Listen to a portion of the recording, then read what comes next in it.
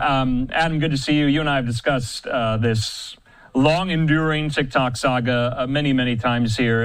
Yet another wrinkle in this story, TikTok getting a 75-day reprieve. That's probably good news to the millions of Americans who use TikTok or who rely on TikTok for their livelihoods on a daily basis. But I got to ask you this. Signing an executive order to delay the implementation of a law that Congress passed, is that unusual?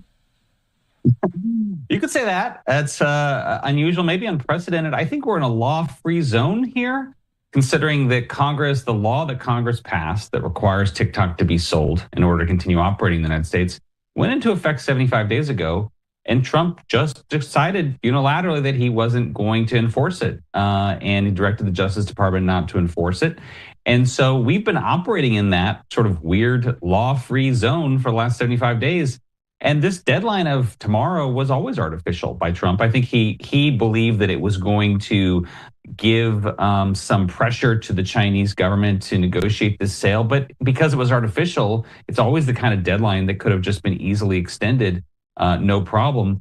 And because Trump has already directed his Justice Department not to enforce this law, we're just going to continue with the status quo. They could keep doing this into perpetuity, and they might. Well, presumably they're doing this because no real actionable offers or bids are on the table. Do I have that right? I mean, we've gotten a lot of reports over the last week that maybe, Amazon, maybe Oracle, maybe BlackRock, Blackstone, and others might seriously take a look at bidding on acquiring TikTok, but you just kind of have to read the tea leaves here. Now, maybe you're doing that, but if this delay is now in effect for 75 more days, none of those bids materialized. Is that safe to say? It's actually not really a problem of not having enough bidders, or it's not even really a problem of the bidders not being willing to pay enough. The problem is the seller. And the seller here is really under the thumb of the Chinese government. And the Chinese government will not allow it to be sold just as is. Now, some of the reporting in the last 2 days suggested that the deal the Trump administration was negotiating would allow for American investors to take over majority share ownership of TikTok, and that which would potentially dilute ByteDance, which is the Chinese company owning TikTok, dilute their ownership down to less than 20%, which is what the law requires, a law passed by Congress. But the same reports said that China and ByteDance would continue to control TikTok's algorithm. And if that's true, that actually should even be more troubling, because look, what they're basically saying is, look, you can own it, but we really want to control what Americans see, which is what the algorithm is about. And that's the thing that gave members of Congress pause about TikTok in the first place. So, Adam, it does seem like they're at an impasse yet again here. And it's not a new impasse because you and I have discussed the hesitation, that's putting it mildly, on ByteDance, on the Chinese government to sell TikTok to any U.S. partner or U.S. entity. They don't seem to be budging on that very question. So that's why we're back here yet again. Would they ever budge? And if so, what would that look like? I mean, you saw some of the negotiating tactics there Trump was somewhat alluding to with regard to the tariffs, the reciprocal tariffs levied against China, China retaliating today in kind. Could that be an opening, do you think, on the TikTok question? Right. Well, this is why I think you have to separate China's perspective from like what would be economically rational and then what would be sort of how it would impact their politics. Look, TikTok is probably China's most successful tech company, tech export, right? So they could allow it to be sold. It'd be sold for many $1 billion, and it would be really a validation of China's approach to tech. But then they would lose control over the algorithm. They'd lose, frankly, this national security asset they have, which is affecting how what Americans see on TikTok. So I think what they're doing is they're putting their political and sort of national security interests over their economic interests.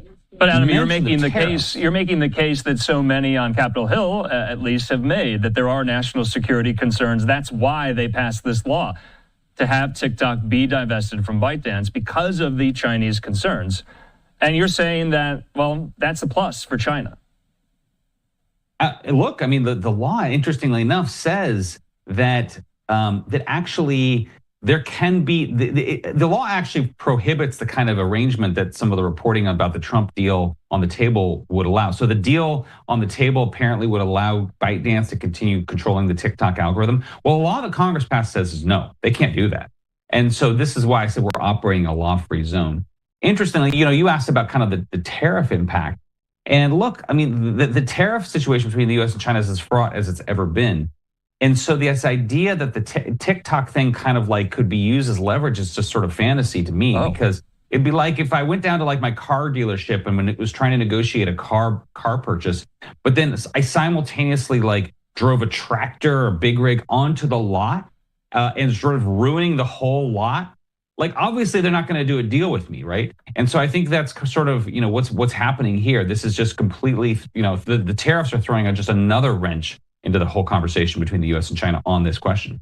I mean, the flip side of that is, how valuable is TikTok to the United States in order for us to budge on the TikTok question vis-a-vis China in maybe taking off some of the tariffs we've already levied reciprocally on China? And you could ask the same question, how valuable is TikTok to China that they would respond in kind to also back down from their retaliatory tariffs? Do we know the answer to that? Is that just a rhetorical question? You cited that as fanciful. Yeah, we don't know the answer to it. But here's the thing. If Trump had come out and said, I'm slapping tariffs on China unless they sell TikTok to us, then okay, then you'd have like the contours of the negotiation. But that's not what he said. He said he was slapping tariffs on China because of fentanyl, right? And then subsequently has said that he's slapping tariffs on China because we got to restore American manufacturing. So the rationale for the tariffs, you have like three different possible rationales for it. So I just think it sort of confuses any kind of negotiation there. All right, Adam Kovacevic, we're going to have to leave it at that. We do appreciate your insight into this matter. I'm sure we'll be talking in the next 75 days or sooner if one of these bids does materialize by one of these U.S. partners here. Adam, have a good weekend.